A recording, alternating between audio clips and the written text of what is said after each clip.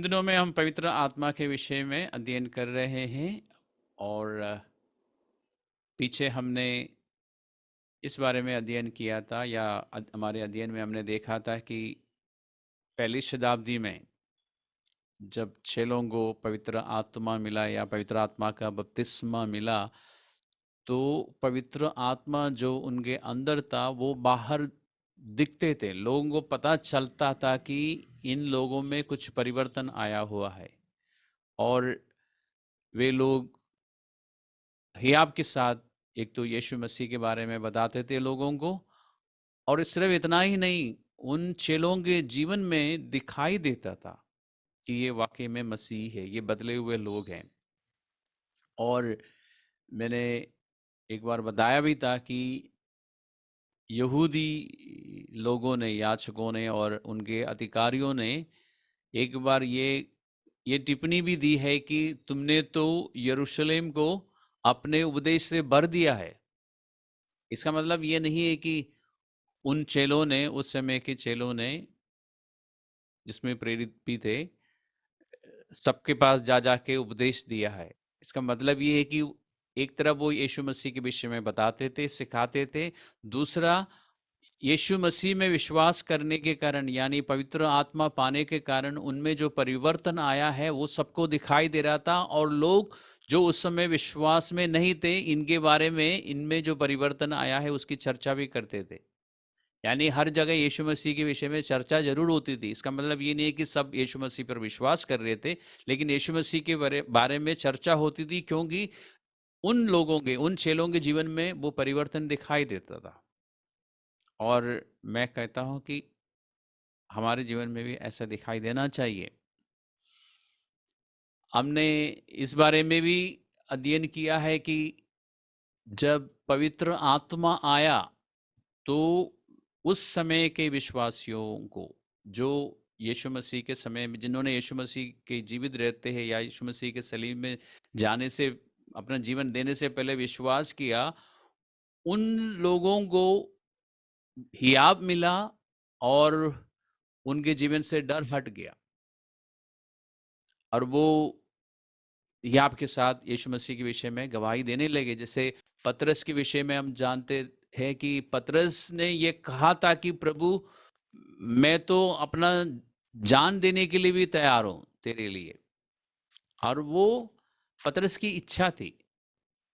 पतरस ने सोचा था उस समय कि अगर कुछ हो जाए तो मैं भी यीशु मसीह के साथ मर जाऊंगा, लेकिन वो ऐसा कर नहीं सका।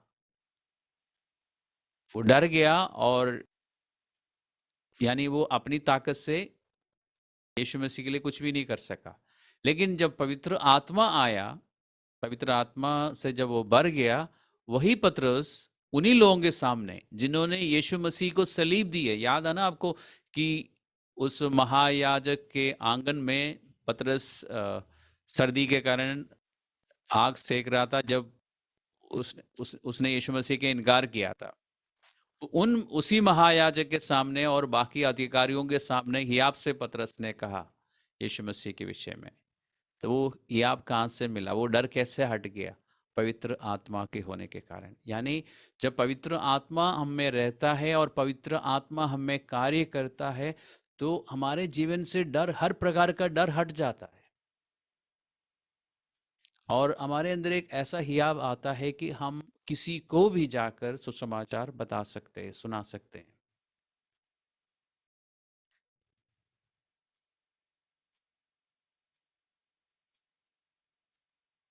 और ये सब बातें हमने पिछले अध्ययनों में की है, विस्तार रूप से हमने चर्चा की है। आज एक और बात बताना चाहूंगा। हम चलते हैं कुरिन्थियों की पत्री में। कुरिन्थियों की पत्री, पहली कुरिन्थियों 2 अध्याय।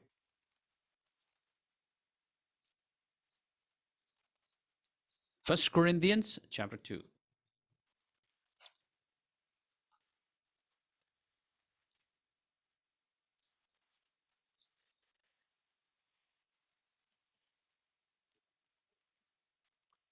2 अध्याय का 12वां पद को हम पढ़ते हैं।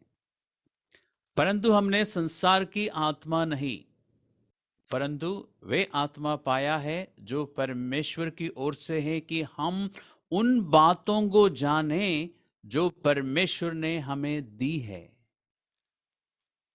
पवित्र आत्मा का एक काम या कार्य ये है कि हमें उन बातों के विषय में बताए, सिखाए, जो परमेश्वर ने हमें मुफ्त में दी है। यहाँ में हिंदी ट्रांसलेशन में आपको मुफ्त शब्द नहीं मिलेगा, लेकिन बाकी अंग्रेजी के सभी ट्रांसलेशन में है, यूनानी में है, कि बहुत सारी चीज़ें, बहुत सारी बातें परमेश्वर की ओर से हमें मिली है मुफ्त में, जिसके लिए हमने कोई मेहनत नहीं करी, जिसके लिए हमें कोई कीमत नहीं चुकानी पड़ी। पवित्र आत्मा का एक काम है। पवित्र आत्मा के बहुत सारे काम हैं जिसके विषय में हमने पीछे यूहन्ना का सुसमाचार का 14, 15 और 16वां अध्याय में से अध्ययन किया है। आज हम अध्ययन कर रहे हैं कुरिन्थियों की पत्री का दूसरा अध्याय में से। यहाँ पर सबसे पहले हमें याद दिलाया जा रहा है कि हमारे पास जो आत्मा है वो इस संसार का नहीं है। फिर कौन सा है? परमेश्वर का अपना आत्मा है। यानी परमेश्वर ने हमें इस संसार का आत्मा नहीं दिया है, लेकिन एक विश्वासी चाहे तो इस संसार के आत्मा को ग्रहण कर सकता है और उसके अनुसार चल भी सकता है।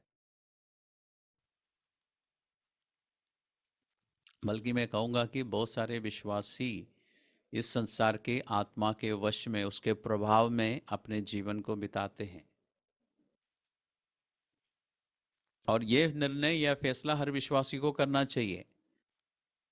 और जब हम दूसरे यानी इस संसार के ईश्वर के प्रभाव में रहेंगे, या जब तक हम रहेंगे, हम प्रभु यीशु मसीह को व्यक्तिगत रीति से नहीं जान सकेंगे। क्योंकि प्रभु यीशु मसीह को व्यक्तिगत रीति से जानने के लिए पवित्र आत्मा की हमें सहायता चाहिए, और उसके लिए हमें पवित्र आत्मा की अधीनता में या उसके प्रभाव में या उसके वश में रहने की ज़रूरत है। और दोनों के वश में हम एक ही समय नहीं रह सकेंगे। या तो हम पवित्र आत्मा की रीति से चलेंगे, या फिर इस संसार के जो आत्मा है उसके अनुसार, यानी इस संसार का जो संसार की जो सिस्टम है उसके अनुसार हम चलते रहेंगे। 12वां अध्याय में हमने देखा कि 12वां पद में हमने पढ़ा कि हमारे पास परमेश्वर का आत्मा है, और वो आत्मा हमारी सहायता करता है ताकि हमें उन बातों के विषय में पता चले जो परमेश्वर ने हमें मुफ्त में दिए हैं। ओके, अच्छी बात है। क्या क्या है जो हमें मुफ्त में मिला है? बहुत सारी बातें हैं, बहुत सारी चीज़ें हैं। उनमें से एक है कि हमारे पास मसीह का मन है, जो कि आपको मिलेगा 16वां पद में।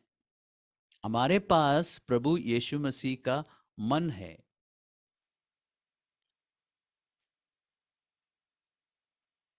क्योंकि हमारे पास पवित्र आत्मा है, हम जान सकेंगे कि परमेश्वर की मर्जी क्या है, परमेश्वर की इच्छा क्या है, परमेश्वर की मंशा क्या है, हम जान सकते हैं। इसलिए पवित्र शास्त्र कहता है कि हमारे पास मसीहा का मन है। हम ये भी कह सकते हैं कि हमारे पास परमेश्वर का मन है। इस बात को थोड़ा सा और हम गहराई में जाते हैं। 9वां पद से पढ़ना शुरू कीजिए इसी अध्याय का। उदाहरण के लिए लिखा है कि जो बातें आंख ने नहीं देखी और कान ने नहीं सुनी, और जो बातें मनुष्य के चित्त में नहीं छड़ी, वही है जो परमेश्वर ने अपने प्रेम रखने वालों के लिए तैयार की हैं। ये बातें हमें कैसे पता चल जाती है, या हम अपनी जो बुद्धि है, अपनी जो समझ है, उससे हम इन बातों की कल्पना भी नहीं कर सकते जो परमेश्वर ने हमारे लिए की है या हमें दी है। इसमें लिखा है ना, परमेश्वर ने हमारे लिए, जो उससे प्यार करते हैं उनके लिए तैयार की हैं। तो ऑलरेडी परमेश्वर कर चुका है, परमेश्वर ने काम किया है हमारे लिए, लेकिन उन बातों की हम कल्पना नहीं कर सकते, हम इमेजिन नहीं कर सकते, हमारे इमेजिनेशन से बाहर है वो। लेकिन पवित्र आत्मा की सहायता से हम समझ सकेंगे कि परमेश्वर ने हमारे लिए क्या क्या किया है।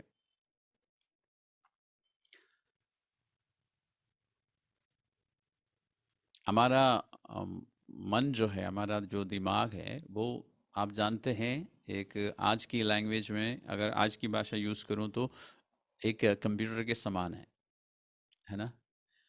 उसमें बहुत सारे डेटा है, बहुत सारे एप्लीकेशंस भी है। और पवित्र आत्मा जो है, जब हम पवित्र आत्मा को ग्रहण करते हैं, वो हमारे दिमाग पर असर करता है। और कंप्यूटर की भाषा में बोलूँ तो परमेश्वर का जो आत्मा है वो एंटीवायरस की तरह भी काम करता है, फायरवॉल की तरह भी काम करता है। यानी जो चीज़ें हमारे दिमाग में गलत है, नहीं होना चाहिए, उसको वो निकाल सकता है अगर हम परमिशन देंगे तो। अगर हम उसको एक्टिव रखेंगे तो वो हमारे दिमाग से सारे गलत डेटा हटा देगा, और गलत चीज़ों को हमारे दिमाग से आने से वो फायरवॉल की तरह काम करेगा, ये सब कुछ करेगा। लेकिन कंट्रोल फिर भी हमारे पास है। और हमारे दिमाग से गलत चीज़ों को हटा के परमेश्वर की ओर से जो सही चीज़ें हैं या सही बातें हैं या सही डेटा है, उसको वो अपलोड करता रहेगा। लेकिन ध्यान रखना, कंट्रोल फिर भी हमारे हाथ में है। तो पवित्र आत्मा इस तरह से काम करता है। वो सिखाता है, याद दिलाता है, हमें सत्य की ओर ले जाता है, यीशु मसीह की पहचान हमसे कराता है, यानी यीशु मसीह का प्रकाशन हमें देता रहता है। एक बार या दो बार नहीं, हमें जब तक हम जीवित हैं यीशु मसीह के विषय में हमें समझाता रहेगा, और इस तरह हम यीशु मसीह को और भी अच्छी तरह पहचानना शुरू करते हैं। और जैसे जैसे हम प्रभु को ज़्यादा पहचानना शुरू करते हैं, वैसे वैसे हमारे दिमाग में, हमारे मन के बजाय या हमारे दिमाग के बजाय यीशु मसीह का मन बैठ जाता है। यानी यीशु मसीह की बातें, यीशु मसीह क्या पसंद करता है, क्या नहीं पसंद करता, परमेश्वर की इच्छा क्या है, परमेश्वर दुनिया को किस नज़रिए से देखता है, एक एक बात को, दुनिया की एक एक बात को यीशु मसीह किस रीति से देखता है। तो केवल हमारे जीवन को लेके ही नहीं कि परमेश्वर की मंशा क्या है, परमेश्वर की इच्छा क्या है, दूसरों के प्रति, दूसरों के विषय में परमेश्वर की क्या इच्छा है, हमारे इर्द गिर्द जो भी हो रहा है उसके बारे में जब हम बात करते हैं या सोचते हैं, हमें पता चल जाता है कि इसमें परमेश्वर की क्या इच्छा है। तो हम दुनिया के लोगों की तरह बात नहीं करेंगे, संसार के लोगों की तरह हम दुनिया की बातों के विषय में बात नहीं करेंगे। हम परमेश्वर की मंशा को, परमेश्वर की योजनाओं को पहचानते हुए हम कह सकते हैं कि हम परमेश्वर की ओर से बात करेंगे। ये है फर्क, ये है। और इस तरह हमारे पास मसीहा का मन है, और मसीहा का मन हमेशा इस दुनिया की जो रीति है, दुनिया की जो व्यवस्था है, उससे बिल्कुल अलग, या हम कह सकते हैं बिल्कुल उल्टा होगा। और इसीलिए हमें पता होता है कब बोलना है और कब मुंह खोल के बोलना है और कब नहीं बोलना है। हमें ये भी पता होता है कि क्या बोलना चाहिए और क्या नहीं बोलना चाहिए। क्यों? क्योंकि हमारे पास मसीहा का मन है। हम हर बात को परमेश्वर की नज़रिए से देखना शुरू करेंगे, और हमारा ध्यान फोकस इस बात में होगा कि हमें लोगों को बचाना है, उसके लिए सुसमाचार हमें बताना होगा। हम नम्रता के साथ चलते रहेंगे। क्यों? क्योंकि हमारे पास मसीहा का मन है। हम हमारे मन में करुणा होगी दूसरों के लिए। क्यों? क्योंकि हमारे पास मसीहा का मन है। और हम हमेशा परमेश्वर को महिमा लाने की कोशिश करेंगे अपनी बातचीत से और अपने व्यवहार से। क्यों? क्योंकि हमारे पास मसीहा का मन है। क्योंकि मसीहा जब इस पृथ्वी में रहता था मनुष्य के रूप में, ये सब कुछ करता था। वो हमेशा अपने पिता की मर्जी को जानने की कोशिश करता था, पिता को महिमा देने की कोशिश करता था। और प्रभु ने कहा ना कि मैं अपनी इच्छा नहीं, परमेश्वर की इच्छा पूरा करता हूँ, और मैं लोगों से आदर पाने की कोशिश नहीं करता। परमेश्वर की ओर से जो आदर मिलता है उसकी ओर मैं देखता हूँ। तो जब हमारे पास, क्योंकि परमेश्वर का यानी यीशु मसीह का मन है, हम भी ऐसा ही करेंगे। क्यों कर पाएंगे? क्योंकि पवित्र आत्मा है, हमें परमेश्वर का मन बताने के लिए, सिखाने के लिए। पवित्र आत्मा किस लिए है हमारे पास? 12 पद में हमने क्या सीखा था कि हमारे पास परमेश्वर की ओर से आत्मा है ताकि हम उन बातों को जो परमेश्वर ने हमें दी है जान सके, या परमेश्वर ने जो हमें मुफ्त में दिया है उसे हम पहचान सके। तो ये सब काम हमारे जीवन में होना चाहिए, होता रहना चाहिए। बल्कि अगर नहीं हो रहा है तो हमें पॉज बटन दबाना चाहिए और अपने आप से पूछना चाहिए। मैं दूसरी दुनिया की बात नहीं कर रहा हूँ, इसी दुनिया में रहकर विश्वासी होने के कारण, यीशु मसीह का चेला होने के कारण, पवित्र आत्मा का बपतिस्मा पाने के कारण या पवित्र आत्मा से भर जाने के बाद जो जीवन है हमारा, उसके बारे में बता रहा हूँ। और ये सब कुछ हमारे जीवन में नहीं हो रहा है तो हमें पूछना चाहिए, अपने आप से देखना चाहिए और अपनी जांच करना चाहिए, और फिर जो चीज़ें हमें ठीक करनी है उसे ठीक कर लेना चाहिए।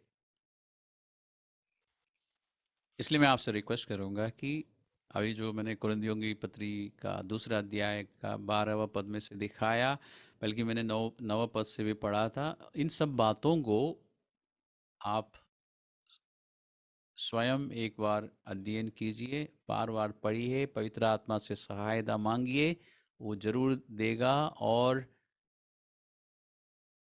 आप प्रभु का मन रखना शुरू करो। अगर अगर आप अगर ये सारी बातें आप में हैं अभी और आप चल रहे हैं तो अच्छी बात है, फिर आप चलते रहेंगे। अगर नहीं हो रहा है, अगर आप इन बातों में कमज़ोर हैं, तो पवित्र आत्मा के पास जाइए, देखिए क्यों नहीं हो रहा है। क्योंकि पवित्र आत्मा अपना काम हमेशा अपने आप ही करता है, कहीं आपने पवित्र आत्मा को रोक के तो नहीं रखा है। देखिए, पवित्र आत्मा के विषय में एक और बात बताना चाहूँगा। हम चलते हैं इफिसियों की पत्री में। इफिसियों,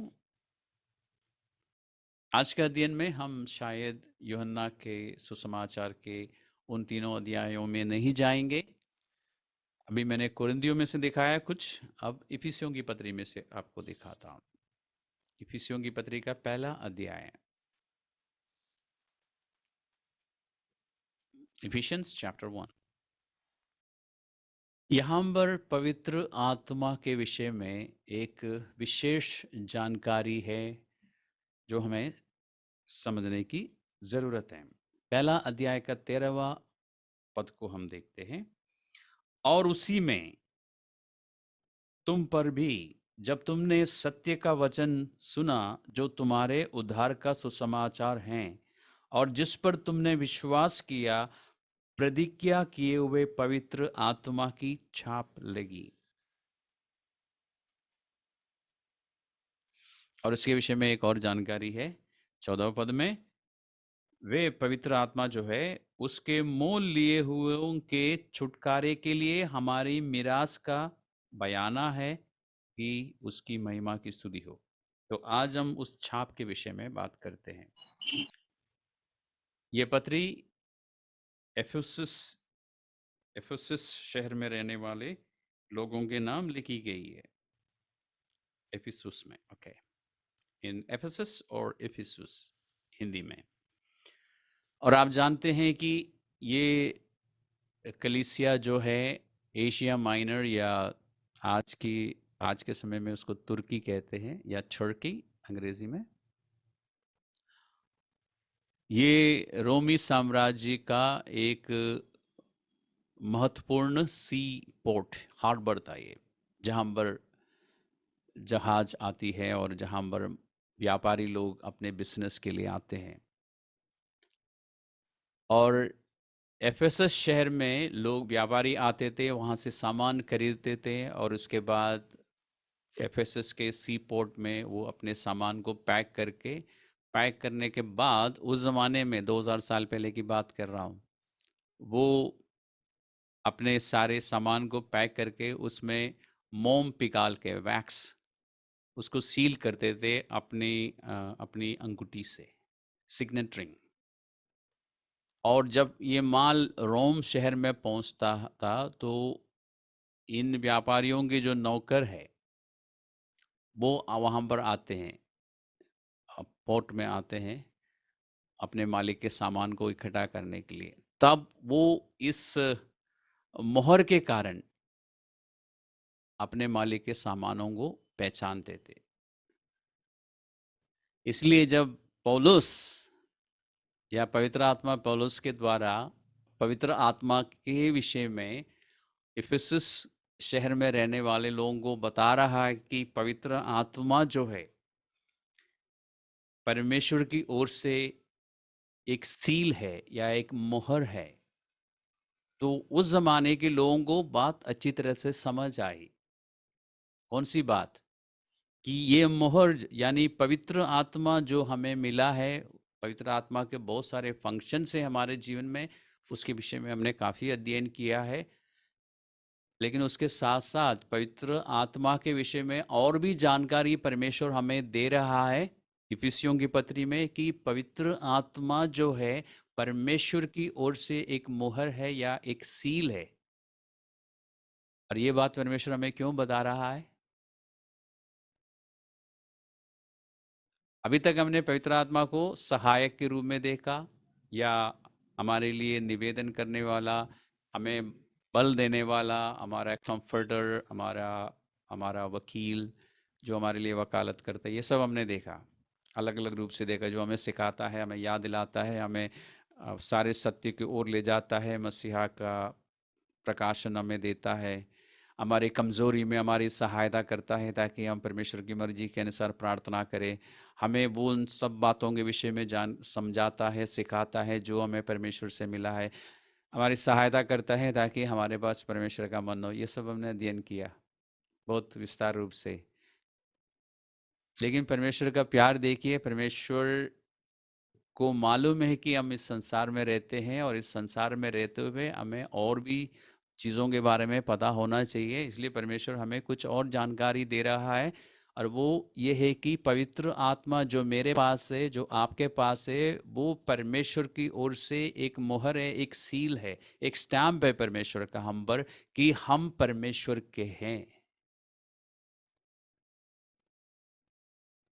यानी परमेश्वर हमें ये आश्वासन देना चाहता है कि चाहे कुछ भी होता रहे हमारे जीवन में, हम परमेश्वर के हैं, इसमें कोई बदलाव नहीं आ सकता। अंबर क्या है? परमेश्वर की ओर से छाप है या मुहर है या सील है। इसका मतलब जब तुरही फूकी जाएगी रैप्चर के समय में, हम यहाँ से चले जाएंगे यीशु मसीह के साथ। इस बात की गारंटी अभी से परमेश्वर ने हमें दे रखा है, और इससे ज़्यादा हमें क्या चाहिए? अंत में क्या होगा हमें मालूम है, अंत कैसे होगा हमारा हमें अच्छी तरह मालूम है। तो ये थोड़ी सी जो ज़िंदगी है जो बची हुई है इस संसार में, उसको कैसे बिताना चाहिए?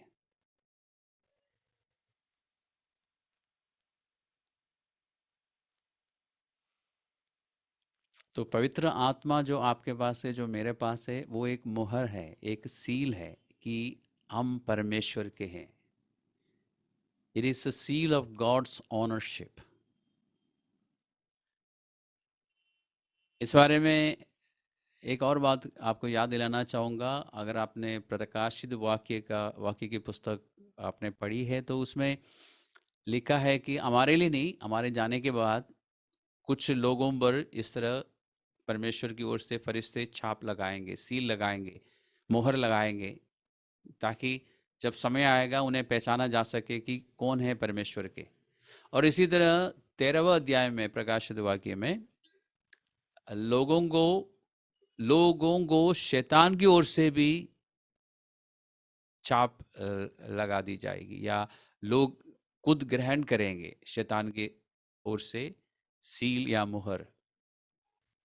अब वो इस बात को दर्शाएगा कि ये लोग शैतान के हैं, ये परमेश्वर के नहीं है, वो परमेश्वर के कभी बन नहीं सकते।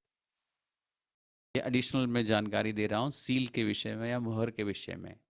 तो मुहर एक महत्वपूर्ण चीज़ है। अगर परमेश्वर की मुहर लगी है तो फिर हमें हमेशा ही याद रखना चाहिए, क्योंकि चाहे कुछ भी हो जाए, हम परमेश्वर के यीशु मसीह के साथ, अपने प्रभु के साथ, अपने परमेश्वर के साथ उस दिन स्वर्ग में जाएंगे।